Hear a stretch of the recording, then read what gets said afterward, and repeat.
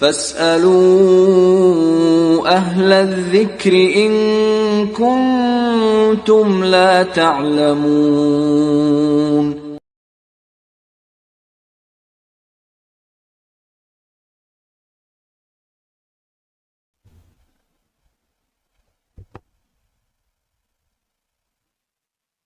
السلام علیکم ورحمۃ اللہ وبرکاتہ۔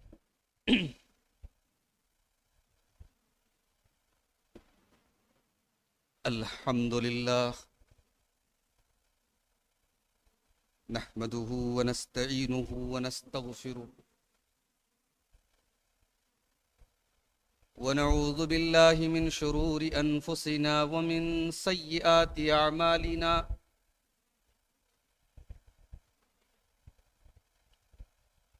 من يهده الله فلا مضل له ومن يضلل فلا هادي له، واشهد ان لا اله الا الله وحده لا شريك له، واشهد ان محمدا عبده ورسوله،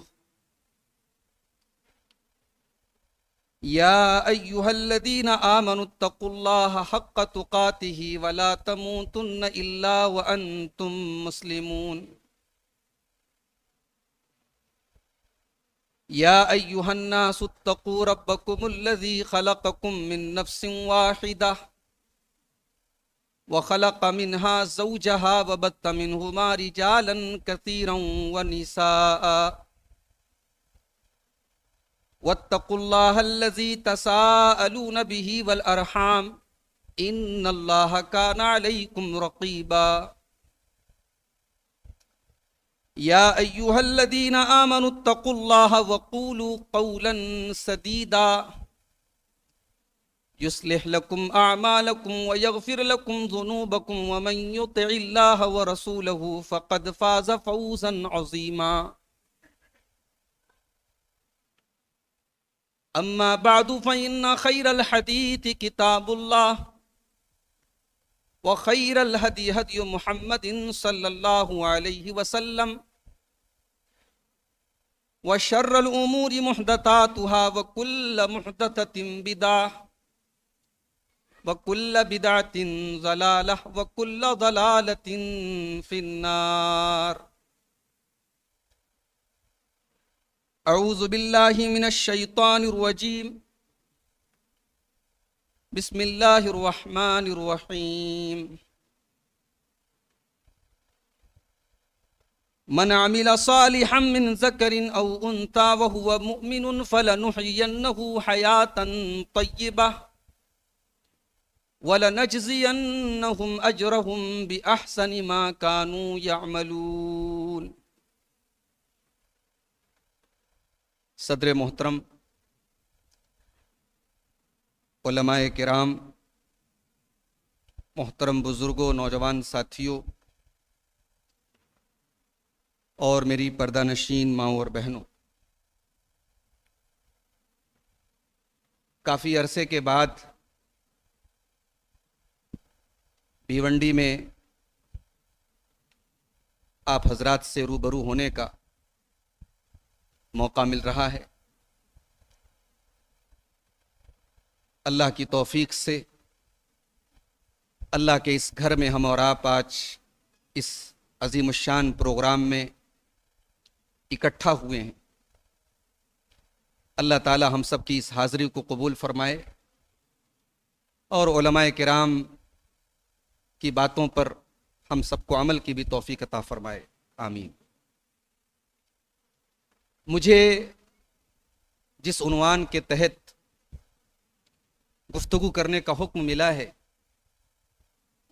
وہ ہے گھروں کی اصلاح میں خواتین کا کردار. میں اس عنوان کو یوں بھی کہہ سکتا ہوں کہ معاشرے کی اصلاح میں خواتین کا کردار، اس لیے کہ معاشرہ اور سماج گھروں سے بنتا ہے. معاشرے کی، سماج کی سب سے چھوٹی جو یونٹ ہے وہ گھر ہے. جب تک گھروں کی اصلاح نہیں ہوگی تب تک سماج کی اصلاح نہیں ہو سکتی. تو عنوان اگرچہ ملا ہے کہ گھروں کی اصلاح میں خواتین کا کردار، مگر ہم یہ کہہ سکتے ہیں کہ معاشرے اور سماج کی اصلاح میں خواتین کا کیا رول اور کیا کردار ہے۔ میرے بھائیوں، جب ہم گھر کا لفظ بولتے ہیں تو گھر سے مراد کوئی مکان یا کوئی بلڈنگ نہیں ہے، گھر سے مراد فیملی ہے، گھر سے مراد خاندان ہے، گھر سے مراد پریوار ہے۔ اور اس کائنات میں کوئی بھی گھر، کوئی بھی فیملی، کوئی بھی پریوار عورت کے بغیر نہیں بن سکتا۔ اس کائنات کی سب سے پہلی فیملی جو ہمارے باپ آدم اور ہماری ماں حوا کی فیملی تھی، وہ فیملی بھی وجود میں تب آئی جب حضرت حوا پیدا ہوئی۔ سورہ نساء کی پہلی آیت جو اللہ کے پیارے حبیب صلی اللہ علیہ وسلم اپنے ہر خطبے میں پڑھتے تھے، ذرا اس آیت کو اپنے ذہن میں آپ لائیے۔ یا ایھا الناس اتقوا ربکم الذی خلقکم من نفس واحدہ وخلق منها زوجها وبث منہما رجالا کثیرا ونساء۔ اے انسانوں، اپنے پروردگار سے ڈرو، اپنے رب سے ڈرو جس نے تم کو ایک جان یعنی آدم سے پیدا کیا، وَخَلَقَ مِنْهَا زَوْجَهَا، اور پھر آدم سے ان کی بیوی حوا کو بنایا، وَبَثَّ مِنْهُمَا رِجَالًا كَثِيرًا وَنِسَاءً، اور جب ان دونوں کے ذریعے ایک پریوار بن گیا، ایک خاندان بن گیا، ایک فیملی بن گئی، تو اللہ نے بہت سارے مردوں اور عورتوں کو زمین میں پھیلا دیا۔ پہلا پریوار، اس کائنات کا پہلا گھر بنا ہے تو اس میں عورت کا بہت بڑا رول رہا ہے، اور اس دن سے لے کر قیامت تک گھر گھر نہیں بن سکتا جب تک گھر میں گھر والی نہ ہو۔ اسی لیے قرآن میں اہل بیت کا جو لفظ ہے، دو جگہ قرآن میں اہل بیت کا لفظ آیا ہے، اور دونوں جگہ عورتوں کے لیے اہل بیت کا لفظ آیا ہے۔ اور یہ بڑی عجیب بات ہے کہ مسلمانوں میں ایک طبقہ اہل بیت رسول کی محبت کا نام لیتا ہے، اور وہ اللہ کے رسول صلی اللہ علیہ وسلم کی بیویوں کا احترام جو کرنا چاہیے وہ نہیں کرتا۔ وہ اللہ کے رسول کی بیویوں کو اہل بیت میں سے مانتا ہی نہیں ہے، وہ اہل بیت کا ایک بڑا ہی محدود مفہوم بیان کرتا ہے، جبکہ کامن سینس کی بات ہے، ایک معمولی اور کم عقل انسان بھی یہ بات جانتا ہے کہ جب انسان کے پریوار کا نام لیا جائے، جب انسان کے اہل خانہ کا نام لیا جائے، تو سب سے پہلے اس کی بیوی اور اس کے بچے مراد ہو۔ قرآن کریم میں دو مقام پر اہل بیت کا لفظ آیا، ایک سورہ ہود میں آیا جب فرشتے حضرت ابراہیم کے پاس آئے ان کو حضرت اسحاق کی پیدائش کی بشارت سنانے کے لیے، تو حضرت سارہ جو اسحاق کی ماں تھی ان کو بڑا تعجب ہوا کہ مجھ بڑھیا کو بیٹا پیدا ہوگا۔ انہوں نے بڑی حیرت کا اظہار کیا، بڑے تعجب کا اظہار کیا۔ قالوا اتعجبین من امر اللہ رحمت اللہ وبرکاتہ علیکم اہل البیت انہ حمید مجید۔ فرشتوں نے کہا، اے اہل بیت، اے ابراہیم کے پریوار والے، اے ابراہیم کے گھر والے، تجھے اللہ کے حکم پر تعجب ہو رہا ہے؟ تیرے اوپر اللہ کی رحمتیں ہوں، تیرے اوپر اللہ کی برکتیں ہوں، تجھے اللہ کے حکم پر تعجب ہو رہا ہے؟ انہ حمید مجید، اللہ تو ہر حال میں قابل تعریف ہے، بزرگی والا ہے، اللہ کے حکم پر کوئی تعجب کی ضرورت نہیں ہے، یہ اللہ کا حکم ہے، تجھے بیٹا ہو۔ غور کیجئے، یہاں فرشتوں نے حضرت سارہ کو اہل البیت، اہل بیت کہا۔ اب قرآن کا 22واں پارہ کھولیے، 22ویں پارے کے آغاز میں اللہ تبارک و تعالیٰ نے اپنے پیارے نبی صلی اللہ علیہ وسلم کی ازواج مطہرات کو اور ہم سب کی ماؤں کو کچھ احکام دیے، کچھ تعلیمات دی، کچھ ڈائریکشنز دیے۔ وہاں بھی اللہ نے اہل بیت کا لفظ استعمال کیا فرمایا اللہ نے؟ وَقَرْنَ فِي بُيُوتِكُنَّ وَلَا تَبَرَّجْنَ تَبَرُّجَ الْجَاهِلِيَّةِ الْأُولَىٰ وَأَقِمْنَ الصَّلَاةَ وَآتِينَ الزَّكَاةَ وَأَطِعْنَ اللَّهَ وَرَسُولَهُ انما يريد الله ليذهب عنكم الرجس اهل البيت ويطهركم تطهيرا۔ اے نبی کی گھر والیوں، اے نبی کی بیویوں، وقرنا فی بیوتکن، تم اپنے گھر میں وقار اور عزت کے ساتھ رہا کرو.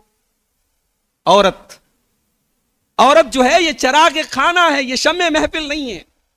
فضا ابن فیضی نے کہا تھا تو چراغ خانہ تھی، شمع محفل ہو گئی. تو چراغ خانہ تھی، شمع محفل ہو گئی. دے کے گوہر لے لیے تو نے خزف ریزے قبول. تو نے گوہر دے کر کے، قیمتی پتھر دے کر کے تو نے کنکر پتھر لے لیے. تجھے تو اللہ نے خاتون خانہ بنایا تھا، تجھے گھر کی ملکہ بنایا تھا، اور تو محفلوں کی شوبھا بڑھانے والی شمع محفل بن گئی. اللہ نے اپنے پیارے نبی کی ازواج کو حکم دیا وَقَرْنَ فِي بُيُوتِكُنَّ، اے میرے نبی کی بیویوں اپنے گھر میں عزت کے ساتھ رہو، اور اگر کبھی باہر نکلنا پڑے تو اپنے آپ کو ایکسپوز کر کے کبھی نہ نکلنا، اپنے آپ کو نمایاں کر کے نہ نکلنا. وَلَا تَبَرَّجْنَ تَبَرُّجَ الْجَاهِلِيَّةِ الْأُولَىٰ، دور جاہلیت کی طرف بن سنور کر کے نہ نکلنا. وَأَقِمْنَ الصَّلَاةَ، نماز قائم کرنا. وَآتِينَ الزَّكَاةَ، زکات ادا کرتی رہنا. وَآتِينَ اللَّهَ، تم اللہ کی اطاعت کرنا، اس کے رسول کی اطاعت کرنا. اے نبی کی اہل بیت، اے نبی کی گھر والیوں، اللہ تبارک و تعالیٰ تم کو پاک اور صاف کرنا چاہتا ہے، تم سے ہر گندگی کو دور کرنا چاہتا ہے. انما یرید اللہ لیذہب عنکم الرجس اہل البیت، اہل بیت کا لفظ یہاں بھی آیا ہے. تو عورت کے بغیر بیت بیت نہیں ہے، گھر گھر نہیں ہے، پریوار پریوار نہیں ہے. لیکن یہ بات یاد رکھیے، گھر کا ذمہ دار جو ہے، گھر ایک یونٹ ہے، گھر ایک ادارہ ہے. اس ادارے کا سربراہ اور ہیڈ کون ہے؟ مرد ہے، جو کہ کما کے لانا، بیوی کو کھلانا، بچوں کو کھلانا، گھر کی کفالت کرنا، یہ مرد کا کام. اس لیے اللہ نے ذمہ دار مرد کو بنایا.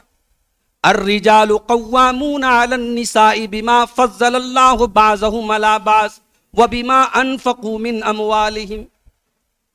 مرد عورتوں کے اوپر نگراں ہیں، قوام ہیں، ذمہ دار ہیں، ان کے گارجین ہیں. عام طور سے قوام کا ترجمہ لوگ کیا کرتے ہیں؟ حاکم ہے. حاکم نہیں ہے، اس لفظ کا صحیح ترجمہ حاکم نہیں ہے. مرد عورت کا سربراہ ہے، اس کا ذمہ دار ہے. اور کیوں ہے؟ اللہ نے دو وجہ بیان کی.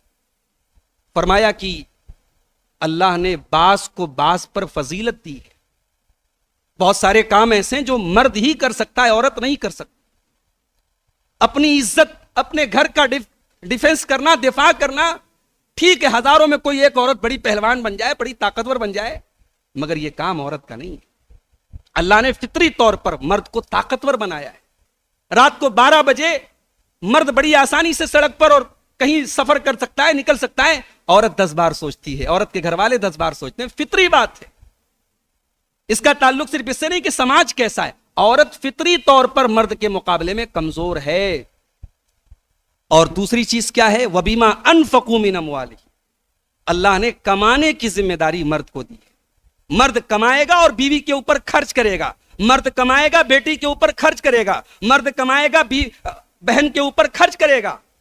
عورت کمائے گی نہیں، کمانا اس کا کام نہیں ہے. کبھی حالات کے تحت جائز حدود میں رہ کے وہ کما لے، کوئی کام کر لے، اس کی ذمہ داری نہیں ہے. گھر کو چلانا اور کما کے لانا یہ مرد کی ذمہ داری. تو یہ بات یاد رکھیے کہ گھر کا جو ذمہ دار ہے وہ مرد ہے. لیکن گھر کے اندر کیا ہو رہا ہے؟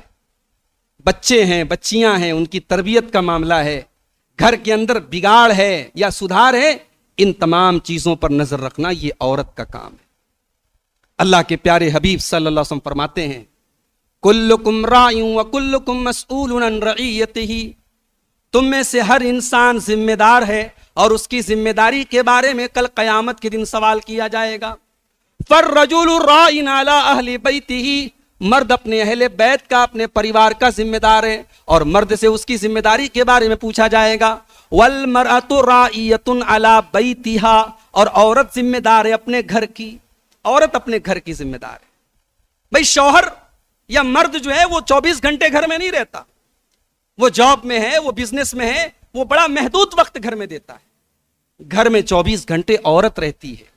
اس لیے گھر کے اندر اصلاح کی بھی بہت حد تک ذمہ دار عورت ہے اور گھر کے اندر بگاڑ کی بھی بہت حد تک ذمہ دار عورت ہے.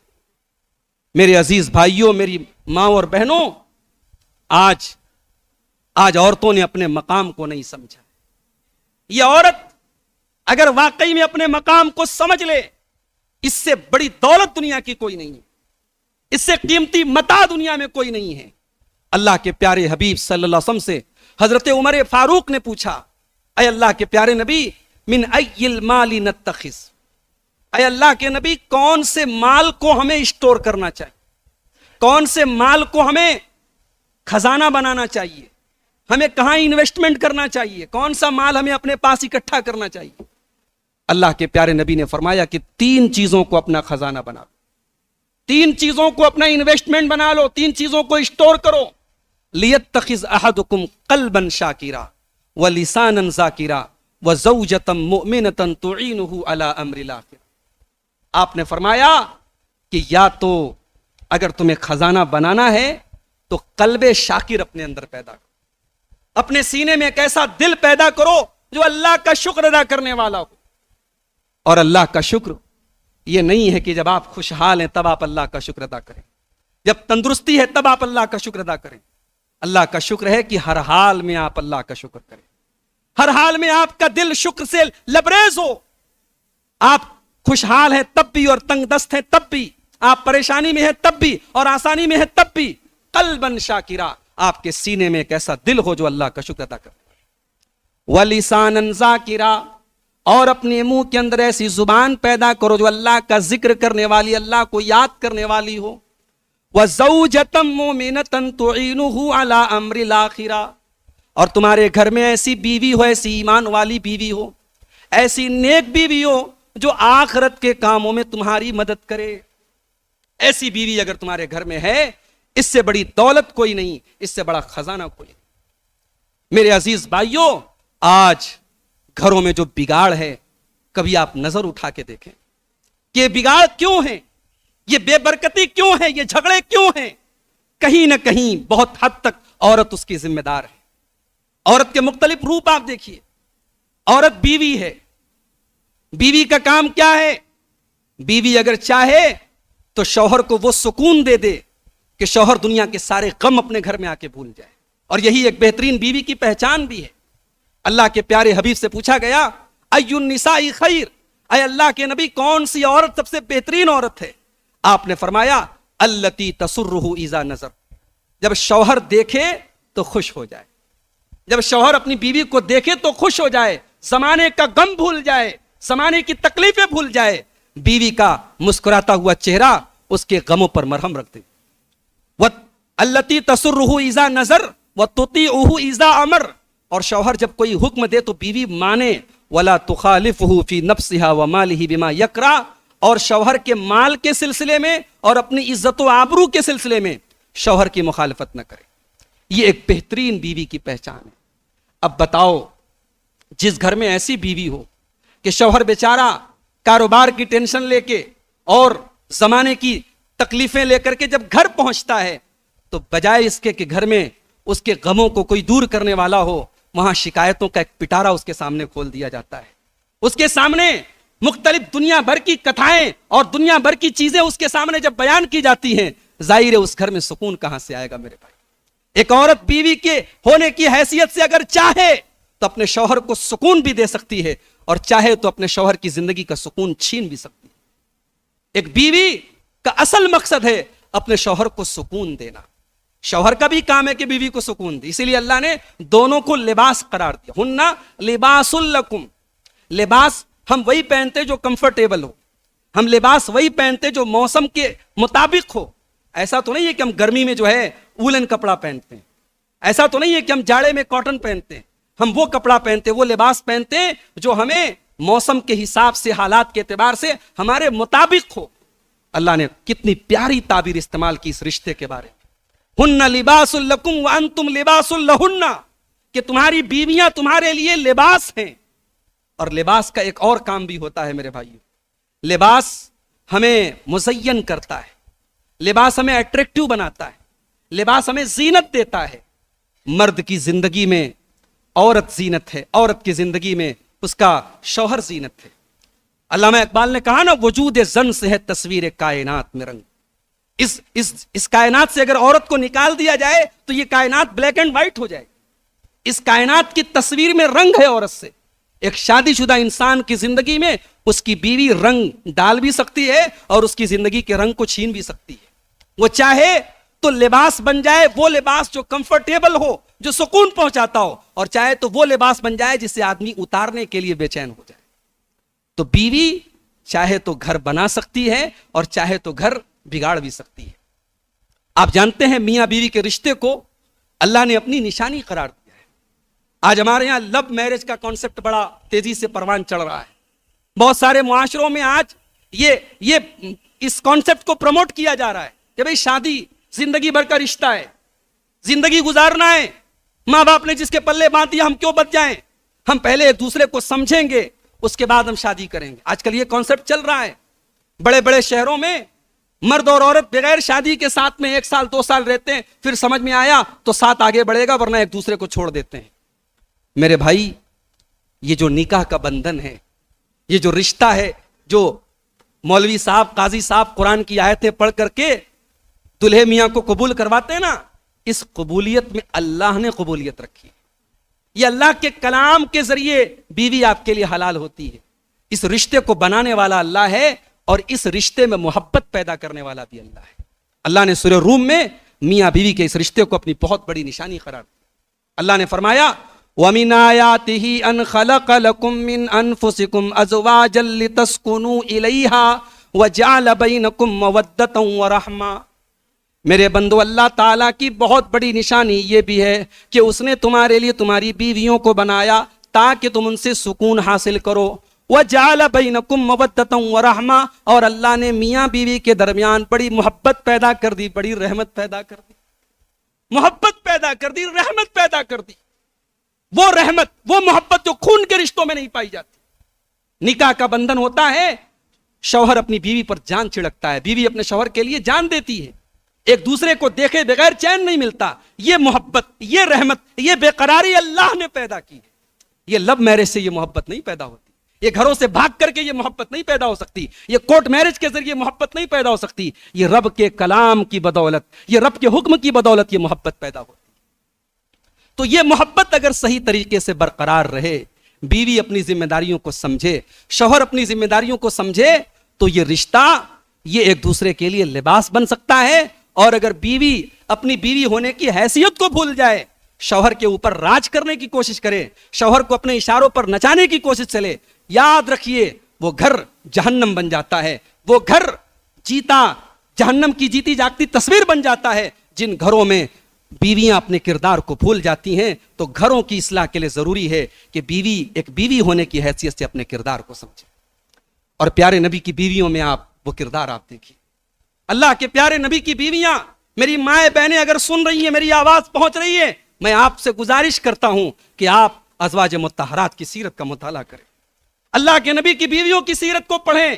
یہ ہماری ماں خدیجہ ہیں, اللہ کے پیارے نبی کی پہلی بیوی.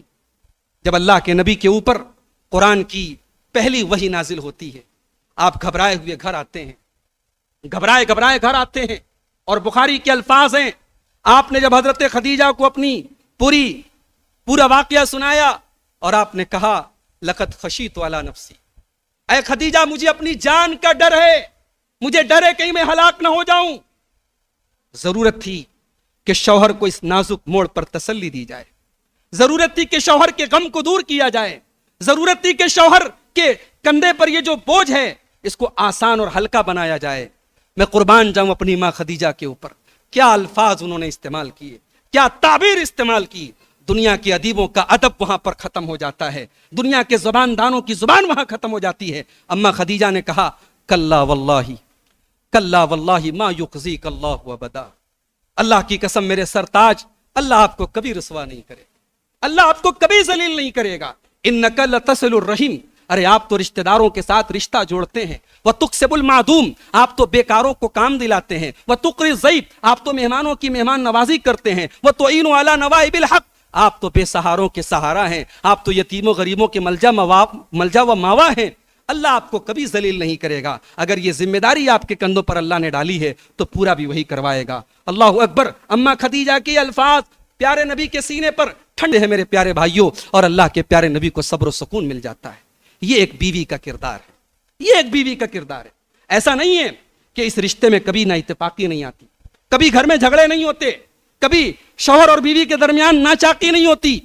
اللہ کے پیارے نبی بھی اپنی بیویوں سے ناراض ہوتے تھے, بیویاں بھی آپ سے ناراض ہوتی تھی, مگر اللہ اکبر اس ناراضگی میں بھی محبت تھی, ان جھگڑوں میں, ان نوک جھوک میں بھی محبت تھی. ایک مرتبہ اللہ کے پیارے نبی نے فرمایا, عائشہ جب تم مجھ سے ناراض ہوتی ہو میں پہچان جاتا ہوں. اے عائشہ جب تم مجھ سے ناراض ہوتی ہو میں پہچان جاتا ہوں. اما عائشہ نے کہا, یا رسول اللہ کیسے پہچان لیتے ہیں آپ؟ کہا کہ عائشہ جب تم مجھ سے راضی ہوتی ہو تو کہتی ہو وَرَبِّ محمد, محمد کے رب کی قسم صلی اللہ علیہ وسلم. جب تم مجھ سے راضی ہوتی ہو, خوش ہوتی ہو, تو جب قسم کھاتی ہو تو کہتی ہو محمد کے رب کی قسم, اور جب ناراض ہوتی ہو تو کہتی ہو وَرَبِّ ابراہیم, ابراہیم کے رب کی قسم. تم میرا نام نہیں لیتی. میں سمجھ جاتا ہوں کہ آج عائشہ مجھ سے ناراض ہے.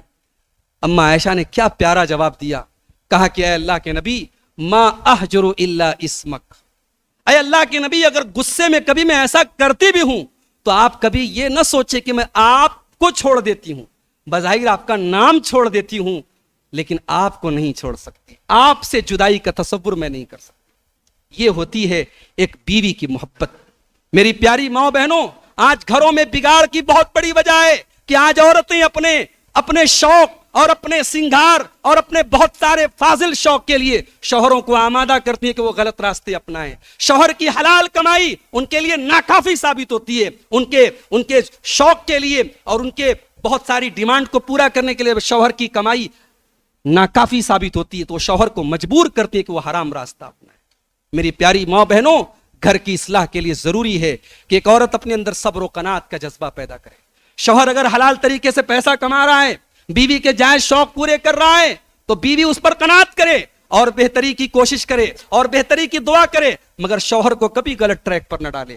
اللہ کے پیارے نبی کی بیویوں کی زندگی میں وہ دور بھی آیا جب غزوہ احزاب کے بعد, غزوہ حنین کے بعد, جب مسلمانوں کے پاس مال و دولت کی کثرت ہو گئی, مسلمانوں کے گھروں میں اچھے کپڑے پہنے جانے لگے, اللہ کے پیارے نبی کی بیویوں نے کہا, یا رسول اللہ قیصر و کسریٰ کی بیگمات بڑے آرام سے رہتی ہیں, قیصر و کسریٰ کی بیگمات محلوں میں رہتی ہیں, ہم رسول اللہ کی بیویاں ہیں, ہم اس امت کی مائیں ہیں, ہمارے گھر میں 2 مہینہ چولہا نہیں جلتا, ہمارے مکان ڈھنگ کے نہیں, ہمارے کپڑے ڈھنگ کے نہیں, کیا ہمیں عیش و آرام کی زندگی گزارنے کا حق نہیں؟ کیا ہمیں اچھے کپڑے پہننے کا حق نہیں؟ یا رسول اللہ ہمارے خرچے بھی بڑھنے چاہیے, ہمارے شوق بھی پورے ہونے چاہیے. ذرا اپنے دل پر ہاتھ رکھ کے بتاؤ میرے بھائی, ہماری ماؤں کی یہ ڈیمانڈ کیا غلط تھی؟ کیا ان کا یہ مطالبہ غلط تھا؟ ظاہری اعتبار سے دیکھا جائے تو مطالبہ غلط نہیں تھا. جب مدینہ کے تمام مسلمانوں کے گھروں میں خوشحالی آئی ہے تو نبی کے گھر میں بھی خوشحالی آنی چاہیے, نبی کی بیویوں کو بھی خوشحالی کی زندگی گزارنے کا حق ہے. لیکن اللہ کو اپنے نبی کی بیویوں کا یہ مطالبہ پسند نہیں آیا, اللہ کو اپنے نبی کی بیویوں کی یہ بات پسند نہیں آئی, اور قرآن کی 2 آیتیں نازل ہو گئی. سورہ احزاب کی آیت نمبر 27 اور 28 نازل ہوئی, جس کو ہم آیات تخیر کہتے ہیں, اور یہ وہ آیتیں تھیں جن آیتوں میں اللہ نے اپنے نبی کی بیویوں کو یہ کھلا اختیار دیا کہ تمہیں اگر دنیا کا عیش و آرام چاہیے تو پھر تم نبی کا گھر چھوڑ کے چلی جاؤ. یا ایھا النبی قل لازواجک ان کنتن تردن الحیاۃ الدنیا وزینتها فتعالین امتعکن واسرحکن سراحا جمیلا. اے نبی اپنی بیویوں سے کہہ دیجئے کہ اگر تمہیں دنیا چاہیے, دنیا کی زیب و زینت چاہیے, دنیا کا عیش و آرام چاہیے, تو آؤ میں تمہیں دنیا کی دولت دے دیتا ہوں, مگر عزت کے ساتھ رخصت کر دیتا ہوں. پھر تم نبی کی گھر والی نہیں رہ سکتی, نبی کے پریوار کا ایک انگ بن کے اور نبی کی فیملی کا ایک جز بن کر کے نہیں رہ سکتی. وَإِن كُنتُنَّ تُرِدْنَ اللَّهَ وَرَسُولَهُ وَالدَّارَ الْآخِرَةَ فَإِنَّ اللَّهَ أَعَدَّ لِلْمُحْسِنَاتِ مِنكُنَّ أَجْرًا عَظِيمًا. اور اے نبی کی بیویو, اگر تم اللہ سے ڈرتی ہو, اللہ سے محبت کرتی ہو, اس کے رسول سے محبت کرتی ہو, اور آخرت میں اپنا گھر بنانا چاہتی ہو, تو نیکی کے کام کرتی رہو. اللہ تعالیٰ نے نیکی کا کام کرنے والی عورتوں کے لیے بہت بڑا ثواب تیار کر کے رکھا ہے. جب یہ 2 آیتیں نازل ہوئیں, میری مائیں بہنیں غور کریں, جب یہ 2 آیتیں نازل ہوئیں, اللہ کے پیارے نبی سب سے پہلے اما عائشہ کے پاس آئے. عائشہ, بخاری کے الفاظ ہیں, انی ذاکر لک امرا, اے عائشہ کچھ بات تم سے کہنی ہے. یا رسول اللہ کیا بات ہے؟ عائشہ لا علیک اللہ تستعجلی، دیکھو جواب دینے میں جلدی نہ کرنا، حتی تستعمری ابوئی کی، اپنے والدین سے مشورہ کر لینا، اپنے ماں باپ سے مشورہ کر لینا پھر جواب دینا، مجھے جواب کی جلدی نہیں۔ یا رسول اللہ معاملہ کیا ہے؟ اللہ کے نبی نے قرآن کی یہی دونوں آیتیں پڑھ دی، یہ دونوں آیتیں پڑھ دی کہ عائشہ اللہ تعالیٰ تمہیں اختیار دے رہا ہے کہ دنیا کی دولت لے لو، چاہے نبی کی رفاقت اور نبی کا ساتھ لے لو، نبی کی شریک حیات بن کے رہنا ہے تو دکھ اٹھانے پڑیں گے، فاقے کرنے پڑیں گے، چولہا ہو سکتا ہے 2 مہینہ نہ جلے، وہ تکلیفیں تمہیں اٹھانی پڑیں گی۔ اے عائشہ اگر عیش و آرام چاہیے تو عیش و آرام لے لو، اور نبی کی رفاقت چاہیے تو نبی کی رفاقت لے لو۔ جب یہ دونوں آیتیں اللہ کے پیارے نبی نے پڑھی ہیں، بخاری کے الفاظ ہیں، میں قربان جاؤں اپنی پیاری ماں عائشہ کے اوپر، کیا جواب دیا؟ کہا اے اللہ کے نبی افی ھذا استأمر ابویہ، افی ھذا استأمر ابویہ، اے اللہ کے نبی کیسی بات کر رہے ہیں؟ کیا میں اس مسئلے میں اپنے ماں باپ سے پوچھنے جاؤں گی، اپنے ماں باپ سے رائے لینے جاؤں گی؟ اخترت اللہ ورسولہ والدار الآخرہ، اے اللہ کے نبی میرا جواب بالکل کلیئر ہے، میرا جواب بالکل واضح ہے، میں اللہ کو چنتی ہوں، میں اس کے رسول کو چنتی ہوں، میں آخرت کے گھر کو چنتی ہوں، نہیں چاہیے مجھے دنیا کا عیش و آرام، نہیں چاہیے قیمتی کپڑے لتے، نہیں چاہیے قیمتی زیورات، میں نبی کے ساتھ روکھے سوکھے کھا کے رہوں گی مگر نبی کی بیوی بن کے رہوں گی۔ اور یہی جواب اللہ کے پیارے نبی کی تمام ازواج مطہرات نے دیا، اور اللہ کو اپنے نبی کی بیویوں کا یہ جواب اتنا پسند آیا کہ اللہ نے قیامت تک کے لیے امت کو سبق دیا، وَأَزْوَاجُهُ أُمَّهَاتُهُمْ، نبی کی یہ بیویاں تمہاری مائیں ہیں، ماں سے بڑھ کے ان کا احترام کرو۔ اور یہی نہیں، اللہ نے اپنے نبی کو حکم دیا کہ اے نبی آپ کے نکاح میں جتنی بیویاں ہیں آپ کسی کو طلاق نہیں دے سکتے، ان کو بدل کر کے کسی اور سے نکاح نہیں کر سکتے، یہ بیویاں اب دنیا میں بھی آپ کی بیویاں ہیں اور آخرت میں بھی آپ کی بیویاں رہیں گی۔ اللہ نے اپنے نبی کی بیویوں کو یہ صلہ دیا۔ میری پیاری ماں بہنوں اور میرے بھائیوں، گھر کی اصلاح کے لیے ایک عورت بیوی ہونے کی حیثیت سے یہ کردار ادا کر سکتی ہے۔ اور آگے بڑھیے، عورت کا ایک کردار بڑا ہی قیمتی کردار ہے، ماں کا کردار۔ ایک عورت دنیا کے سب سے قیمتی رشتے میں بندھ جاتی ہے جب وہ ماں بنتی ہے۔ جب محبت کی مثال دی جاتی ہے تو ماں کی ممتا کی مثال دی جاتی ہے۔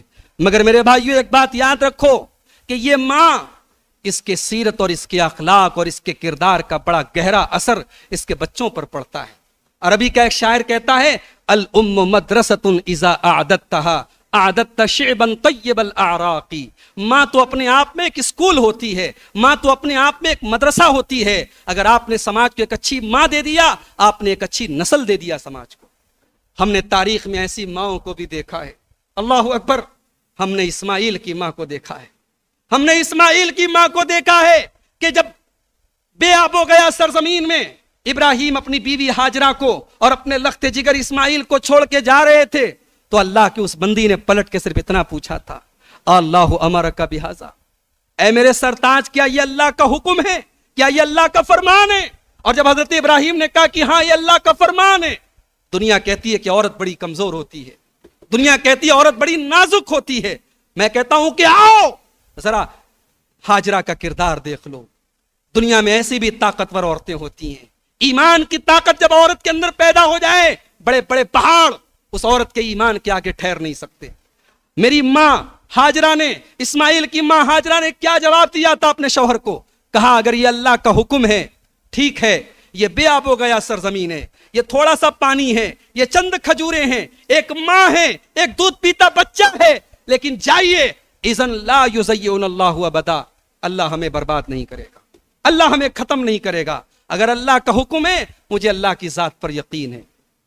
ابراہیم چلے جاتے ہیں اس بے آب ہو گیا سرزمین میں، وہ پیاری ماں اپنے بچے کے لیے کبھی صفا سے مروہ دوڑتی ہے، کبھی مروہ سے صفا دوڑتی ہے۔ اس کا دوڑنا اللہ کو اتنا پسند آیا، اللہ نے قیامت تک کے لیے حج اور عمرہ کے ارکان میں اس کو شامل کر دیا۔ ان الصفا والمروہ من شعائر اللہ فمن تمتع فمن حج البیت او اعتمر فلا جناح علیہ ان یطوف بہما۔ اللہ نے کہا کہ حج اور عمرہ کرو تو تمہیں صفا اور مروہ کے درمیان چکر بھی لگانے ہیں، جیسے اسماعیل کی ماں نے لگایا تھا۔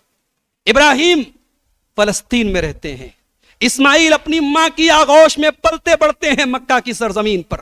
اسماعیل جوان ہو جاتے ہیں، जवान राना हो जाते हैं, बाप का साथ देने के काबिल हो जाते हैं, बाप के साथ दौड़ने के काबिल हो जाते हैं। रब एक और इम्तिहान में डालता है, रब एक और आजमाइश में डालता है। इब्राहिम जाइए, फलस्तीन से मक्का जाइए और अपने बेटे इस्माइल को अपने हाथों से ज़बह कर दीजिए।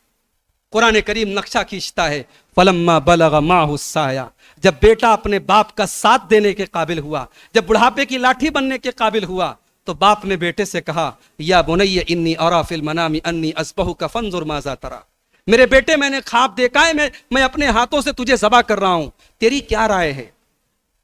एक बूढ़ा बाप अपने जवान बेटे से पूछ रहा है कि मैं तेरी गर्दन काटना चाहता हूं, तेरी क्या राय है।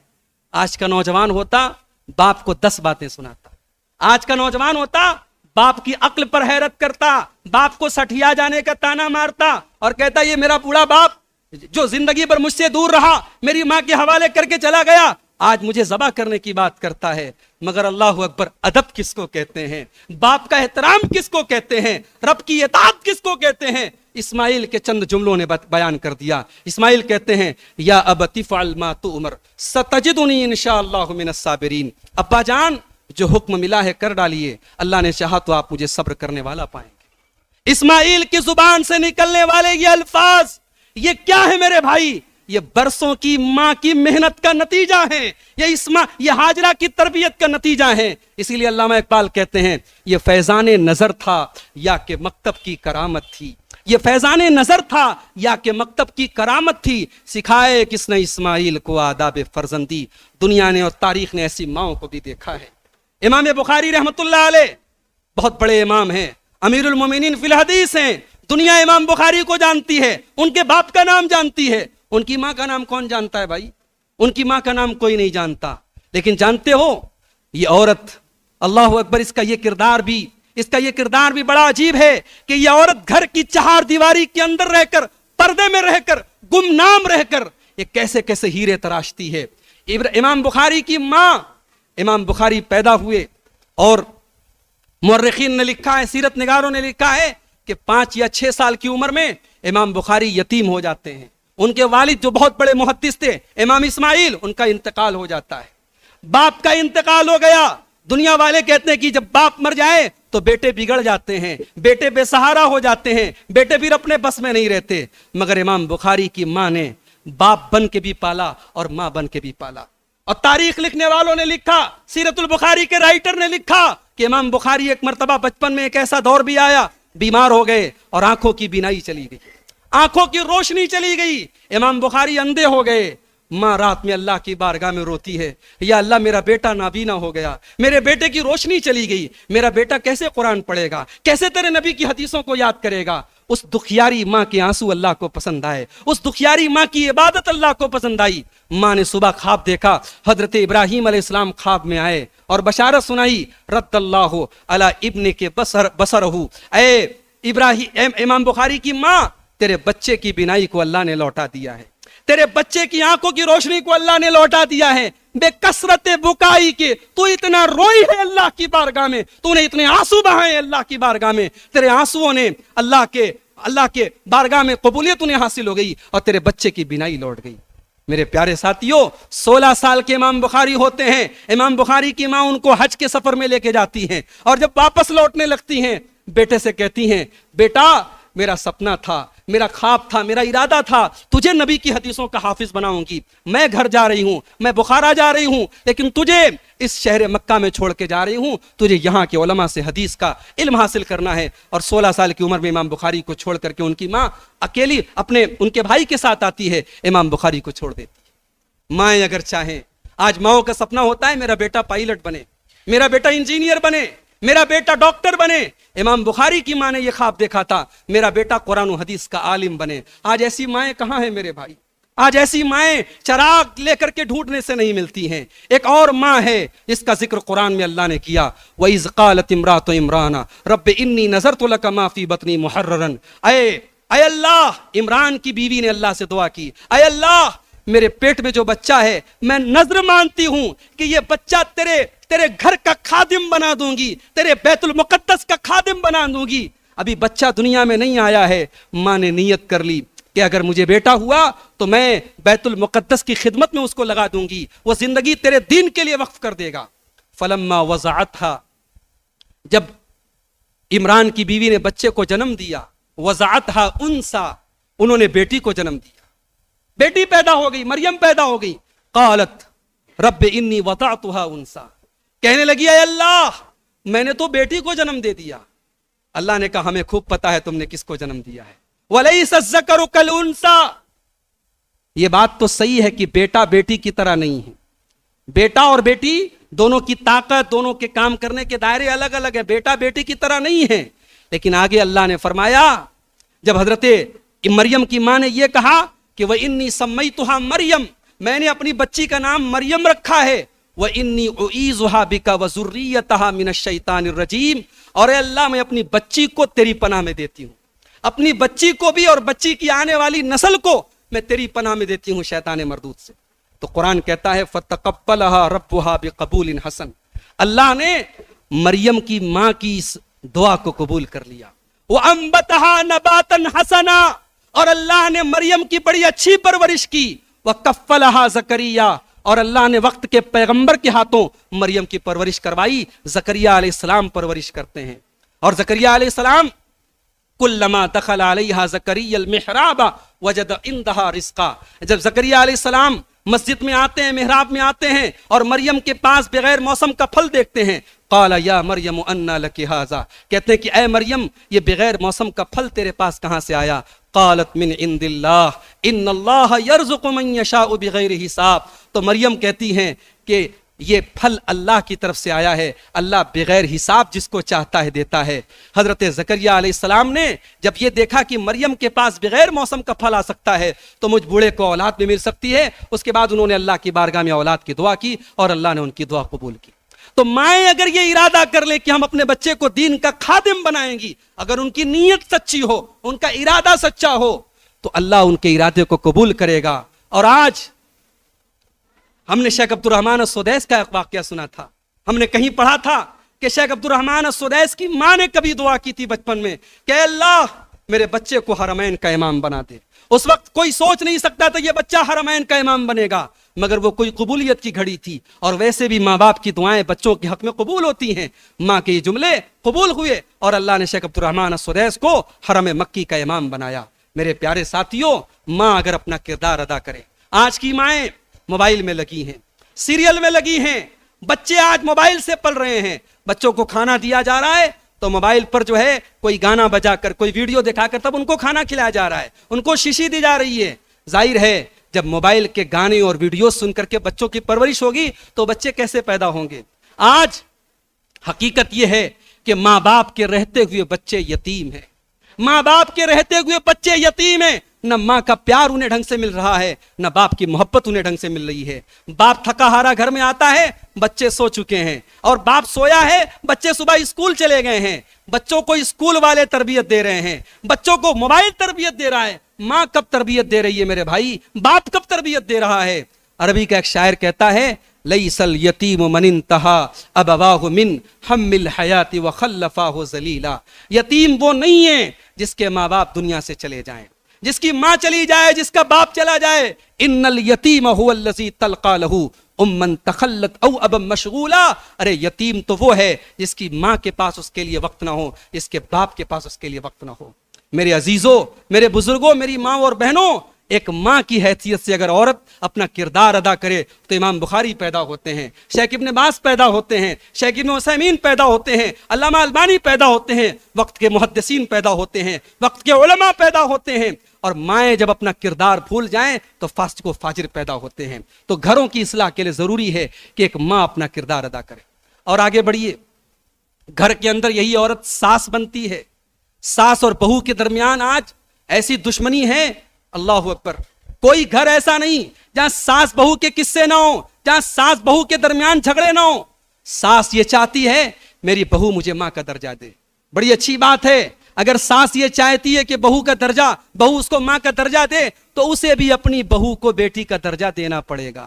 یہ ڈبل اسٹینڈرڈ نہیں چلے گا کہ وہی کام ہماری اپنی بیٹی اور داماد کریں تو وہ خوبی ہے، اور وہی ہماری بہو اور بیٹا کرے تو وہ عیب ہے۔ یہ جو ڈبل اسٹینڈرڈ ہے، یہ جو دوہرا معیار ہے، یہ بھی آج گھروں کو تباہ کر رہا ہے۔ اور بہوؤں سے بھی میں گزارش کروں گا کہ میں نے ایسے بھی مسائل آئے، ایک مولانا صاحب سے کسی نے پوچھا کہ میری بیوی کہہ رہی ہے کہ کیا ساس کی خدمت میرے ذمہ فرض ہے؟ مولانا صاحب سے کسی نے سوال کیا کہ کیا ساس کی خدمت میرے ذمہ فرض ہے؟ اگر قرآن و حدیث میں کہیں لکھا ہے تب میں کروں گی، ورنہ نہیں کروں۔ مفتی صاحب نے سوال پڑھا، کہا بڑا اچھا سوال کیا صاحب آپ نے، آپ کی بیوی نے۔ آپ جا کر کے اپنی بیوی سے کہیے کہ قرآن میں کہیں نہیں لکھا ہے کہ اپنی ساس کی خدمت کرو، اور نہ حدیث میں کہیں لکھا ہے، اور قرآن و حدیث میں یہ بھی کہیں نہیں لکھا ہے کہ 2000 کا سوٹ اپنی بیوی کو دلواؤ۔ قرآن و حدیث میں یہ بھی کہیں نہیں لکھا ہے کہ میک ڈونلڈ کا چکن برگر لے جا کر کے اپنی بیوی کو کھلاؤ، 2-2 3-3 ہزار 5-5 ہزار کی شاپنگ کراؤ۔ یہ سب کہیں قرآن میں نہیں لکھا، کہیں حدیث میں نہیں لکھا۔ تو ظاہر قانون کے ڈنڈے سے رشتے نہیں چلتے میرے بھائی۔ اگر بیوی یہ سوچے کہ جتنا قانون میں لکھا ہے، قرآن و حدیث میں لکھا ہے، اتنا کام میں کروں گی، ساس سسر کی خدمت میرے ذمہ فرض نہیں ہے۔ آپ کے ذمہ شوہر کو خوش رکھنا فرض ہے، شوہر کی خدمت آپ کے ذمہ فرض ہے، اور شوہر کو خوش رکھنے کے زمرے میں شوہر کے ماں باپ کی خدمت بھی شامل ہے، ایک حد تک، ایک جائز حد تک۔ ہم یہ نہیں کہتے کہ آپ ساس سسر کے جائز حدود سے باہر خدمت کریں، لیکن جو ایک بوڑھی ساس ہے، ایک بوڑھا سسر ہے، اس کے جو جائز اس کی خدمت ہے اور اس کے جو جائز اس کے حقوق ہیں، وہ ایک بہو کو ادا کرنا چاہیے۔ گھر کی اگر اصلاح کرنا ہے تو ہمیں یہ کام کرنا پڑے گا میرے بھائی۔ اور گھروں کی اصلاح میں ہماری مائیں بہنیں، ایک اور بڑی اہم اور ضروری چیز میں کہنا چاہوں گا کہ نرمی پیدا کریں اپنے اندر۔ اللہ کے پیارے نبی فرماتے ہیں ان اللہ اذا اراد باہل بیت خیرا ادخل علیہم الرفق۔ اللہ تبارک و تعالی جب کسی فیملی سے بھلائی کا ارادہ کرتا ہے، اس پریوار میں، اس فیملی میں اللہ نرمی کو داخل، نرمی پیدا کرے۔ ساس اپنے اندر نرمی پیدا کرے، نند اپنے اندر نرمی پیدا کرے، بھابھی اپنے اندر نرمی پیدا کرے۔ رشتوں کو نرمی سے ہینڈل کرنے کی کوشش کرو میرے پیارے ساتھیوں۔ اللہ کے پیارے نبی نے قدم قدم پہ اپنی امت کو تعلیم دی کہ آپ غصے کا جواب غصے سے نہ دو، اینٹ کا جواب پتھر سے نہ دو، شیر کا جواب سوا شیر سے نہ دو۔ قرآن کریم میں اللہ نے ہمیں تعلیم دی ادفع باللتی ہی احسن فاذا الذی بینک وبینہ عداوۃ کأنہ ولی حمیم۔ برائی کا بدلہ اچھائی سے دو، تمہارا کٹر دشمن بھی تمہارا دوست بن جائے گا۔ ایک صاحب کے پاس ایک عورت آئی، کہنے لگی کہ میری ساس مجھ سے بڑی دشمنی رکھتی ہے اور مجھے بہت برا بھلا کہتی ہے۔ تو مولوی صاحب نے کہا ایک کام کرو، میں ایک دوا دیتا ہوں، میں ایک چیز لکھ کر کے دیتا ہوں، بس اس پرچی کو تم اپنے پاس رکھو اور تم اپنی ساس سے بات مت کرو، بس تم اس پرچی کو اپنے پاس رکھو، 1 ہفتہ دیکھو بالکل ٹھیک ہو جائے گا معاملہ۔ بہو لے کر کے گئی، 1 ہفتہ تک اس نے اس پر عمل کیا اور دیکھا کہ ساس کا غصہ جو ہے بالکل ختم ہو گیا۔ وہ واپس آئی مولانا صاحب کے پاس کہ آپ نے تو بڑا اچھا نسخہ بتایا، 1 ہفتے میں آپ کی اس پرچی نے بڑا کمال کیا، اور میری ساس جو ہے اب پہلے کے جیسا نہ مجھے برا بھلا کہتی ہے، نہ میرے ساتھ کوئی دشمنی والا رویہ رکھتی ہے۔ تو مولوی صاحب نے راز بتایا کہ 1 ہفتے تک تو نے زبان کو کنٹرول میں رکھا، 1 ہفتے تک تو نے زبان کو کنٹرول میں رکھا، بس یہی ساس اور بہو کے رشتے میں جو محبت لوٹ کر آئی ہے اس کا یہی راز ہے۔ میرے بھائیوں، قرآن کریم میں اللہ نے یہی تعلیم دی ان الشیطان ینزغ بینہم۔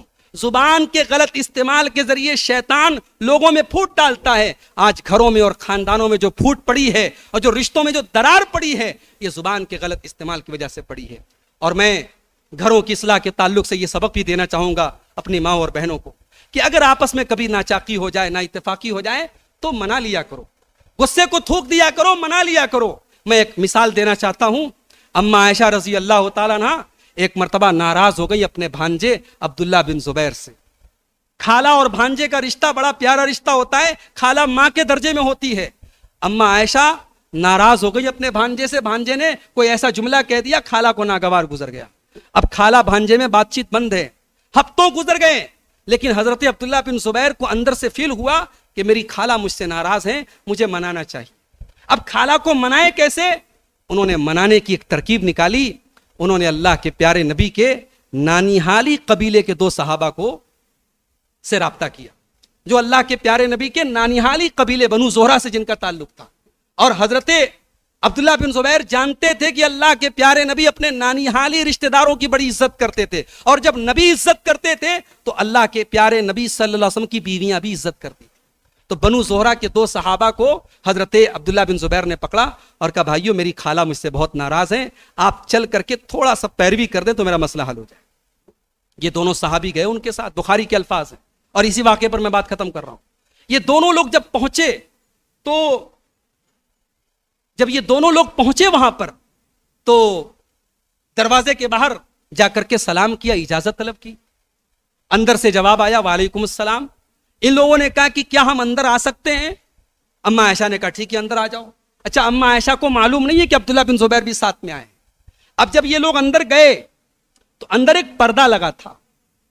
ہمارے یہاں محلے کے لڑکے گھروں میں آتے ہیں, ہماری ماں کو چچی کہتے ہیں, ہماری بہنوں کو اپنی بہن کہتے ہیں. معاف کیجئے گا, بہن کہنے سے کوئی بہن نہیں ہوتی. اور آج کل فیس بک پر بھی بہت سارے لوگ اسلامی بہنیں بنا کے بیٹھے ہوئے ہیں. یہ فیس بک کی بہن کوئی بہن نہیں ہوتی ہے, سب بالکل واہیات بات ہے, غلط بات ہے. یہ سب سوشل میڈیا کے ذریعے جو بہن بھائی کا رشتہ بنایا جا رہا ہے, یہ آخر میں یہ جا کر کے بدکاری اور زناکاری پر جا کر کے ختم ہوتا ہے. اللہ کے واسطے آپ ایک لمٹ میں رہیے. مرد اور عورت سوشل میڈیا پر ظاہر پرائیویسی حاصل ہے, تنہائی حاصل ہے, ایک دوسرے سے جو بھی جی چاہے چیٹنگ کر سکتے ہیں. اب وہاں پر جب آپ ایک مرد اور ایک عورت جب آپس میں بات کریں گے تو اللہ کے نبی کی حدیث ہے کہ تیسرا وہاں شیطان ہوتا ہے. تو یہ بڑی اہم تعلیم ہے شریعت کی کہ غیر محرم مرد اور عورت آپس میں تعلق نہ رکھیں ورنہ فتنہ پیدا ہوگا. اللہ کے نبی کی بیویاں امت کی مائیں ہیں, مگر پردہ بہرحال پردہ تھا, درمیان میں پردہ ہے. ادھر یہ صحابہ تھے, ادھر اما عائشہ تھی. اب جیسے یہ لوگ اندر داخل ہوئے تو عبداللہ بن زبیر رضی اللہ تعالیٰ نے فوراً پردے کے اس پار گئے. وہ تو خالہ بھانجے کا رشتہ تھا, خالہ تو بھانجے کے لیے بہرحال محرم ہے. تو حضرت عبداللہ بن زبیر اندر گئے اور خالہ کے گلے لگ کر کے پھوٹ پھوٹ کے رونے لگے. وہ رو رہے ہیں اور معافی مانگ رہے ہیں, اور ادھر سے یہ دونوں صحابی, یہ دونوں اللہ کے پیارے نبی کی حدیث سنا رہے کہ اے اما عائشہ, آپ تو اللہ کے رسول کی بیوی ہیں, کہ آپ نے اللہ کے رسول کا وہ فرمان نہیں سنا, لا یحل لمسلم ان یہجر اخاہ فوق ثلاث. کسی مسلمان کے لیے جائز نہیں ہے کہ اپنے مسلمان بھائی سے 3 دن سے زیادہ رشتہ توڑ کے رکھے. اما عائشہ آپ کا بھانجا ہے, آپ کی بہن کا بیٹا ہے, ہو گئی غلطی, معاف کر دیجئے. اب ادھر سے یہ دونوں پریشر ڈال رہے ہیں, ادھر سے عبداللہ بن زبیر گلے لگ کر کے پھوٹ پھوٹ کے رو رہے ہیں, اور اما عائشہ کی آنکھوں سے بھی آنسو بہ رہے ہیں. اور اما عائشہ بس اتنا کہہ رہی ہیں کہ میری قسم بہت بھاری ہے, میری قسم بہت بڑی ہے, مجھے اپنی قسم توڑنے پر مجبور نہ کرو. لیکن جب یہ ایموشنل پریشر پڑا اور پیارے نبی کی حدیثیں جب یاد دلائی گئیں, اما عائشہ نے آخر اپنی قسم کو توڑا, اپنے بھانجے کو معاف کیا, اور 40 غلام انہوں نے آزاد کیے اس قسم کو توڑنے کے کفارے کے طور پر. اور بعد میں بھی اما عائشہ جب اس واقعے کو یاد کرتی تھی تو زار و قطار رونے لگتی تھی. میری پیاری ماں بہنوں, رشتوں میں ناچاکیاں اور نا اتفاقی یہ فطری چیز ہے. اگر کبھی کسی رشتہ دار سے, کسی عزیز سے اگر کوئی ایسا معاملہ ہو جائے تو معاف کرنے کا جذبہ اپنے اندر پیدا کریں. اللہ کے پیارے نبی فرماتے ہیں کہ ما زاد اللہ بعفو الا عزا, معاف کر دینے سے اللہ سامنے والے کے دل میں آپ کی عزت کو اور بڑھا دیتا ہے. اسی طریقے سے ایک آخری بات بیان کر کے بات ختم کروں گا. گھروں کی اصلاح کے تعلق سے یہ بھی بڑی ضروری بات ہے کہ ہماری مائیں بہنیں اگر گھر کے اندر کوئی شریعت کے خلاف معاملہ دیکھیں, کوئی ایسا کپڑا اپنے گھر کی بہو بیٹیوں کو پہنتے دیکھے جو غلط ہے, تو روکیں اور ٹوکیں اور منع کریں. ہم نے دیکھا تھا خاندان میں بوڑھی عورتیں ہوتی تھیں, جب جوان لڑکیاں بے حیائی والا کپڑا پہنتی تھیں تو وہ بوڑھی عورتیں ٹوکا کرتی تھیں, وہ بوڑھی عورتیں ٹوکا کرتی تھیں. مگر اللہ اکبر, آج گھروں سے وہ بوڑھی عورتیں بھی ختم ہو گئیں. اور آج اب یہ جو نسل تیار ہو رہی ہے اور اب کی جو بوڑھیاں ہیں وہ اس طریقے کے لباس اور بے پردگی اور بے حیائی کو نظر انداز کر دیتی ہیں, سوچتی ہیں زمانے میں سب یہی کر رہے ہیں, ہماری بیٹی کر رہی, ہماری بہو کر رہی, تو کیا فرق پڑتا ہے. میرے بھائیو, حضرت اسماء بنت ابی بکر اللہ کے نبی کی سالی ہیں, ابو بکر کی بڑی بیٹی ہیں, اما عائشہ کی بڑی بہن ہیں.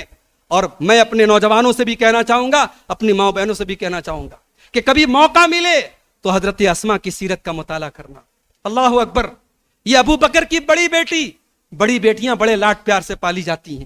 اس بیٹی کو ابو بکر صدیق نے بڑے لاڈ اور پیار سے پالا پوسا تھا. مگر یہی اسماء بنت ابی بکر تھیں, جب ہجرت کے موقع پر پیارے نبی صلی اللہ علیہ وسلم حضرت ابو بکر صدیق کے ساتھ جاتے ہیں اور ابو جہل تلاشی لیتے لیتے ابو بکر صدیق کے گھر آتا ہے اور دروازہ کھٹکھٹاتا ہے, اور دروازہ حضرت اسماء کھولتی ہیں. تو یہ پوچھتا ہے ابو جہل کہ کہاں ہے تیرا باپ, کہاں ہے محمد صلی اللہ علیہ وسلم. تو ان کو سب پتا ہے کہ کہاں ہے. لیکن یہ کہتی ہے میں نہیں جانتی، یہ کہتی ہے لا ادری میں نہیں جانتی۔ اتنا سننا تھا کہ ابو جہل نے اتنے زور سے تھپڑ مارا کہ حضرت اسما کے کان کی بالی زمین پر گر گئی، اس نے نوچ لیا ایک طریقے سے ان کے کان کی بالیوں کو، اور اتنے زور سے تھپڑ مارا ان کے کان سے خون آنے لگا۔ میری ماں بہنوں، یہ اسما بنت ابی بکر ہیں، انہوں نے اسلام کے لیے تھپڑ اپنے چہرے پر تھپڑ کھایا ہے۔ اور جب پیارے نبی صلی اللہ علیہ وسلم غار ثور میں 3 دن تک ٹھہرے رہے تو ابو بکر صدیق کی یہ بیٹی اپنے باپ کے لیے اور اللہ کے نبی کے لیے ٹفن پیک کرتی تھی، اور ایک دن ٹفن باندھنے کے لیے کپڑا نہیں تھا تو اپنے دوپٹے کو پھاڑ کے ٹفن پیک کرتی ہے، اور اپنے گھر سے کئی کلومیٹر کا لمبا سفر طے کر کے پہاڑی راستے پر چل کر کے اپنے باپ کو اور اللہ کے پیارے نبی کو کھانا پہنچاتی ہیں۔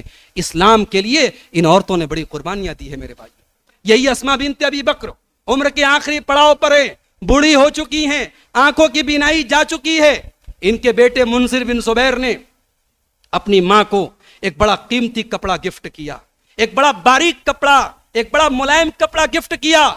ماں اندھی ہیں، ماں نابینا ہے، ماں نے کپڑے کو ٹچ کیا، کپڑا ان کو تھوڑا سا باریک لگا۔ انہوں نے کہا میرے بیٹے سے کہہ دو میں یہ کپڑا نہیں پہنوں گی۔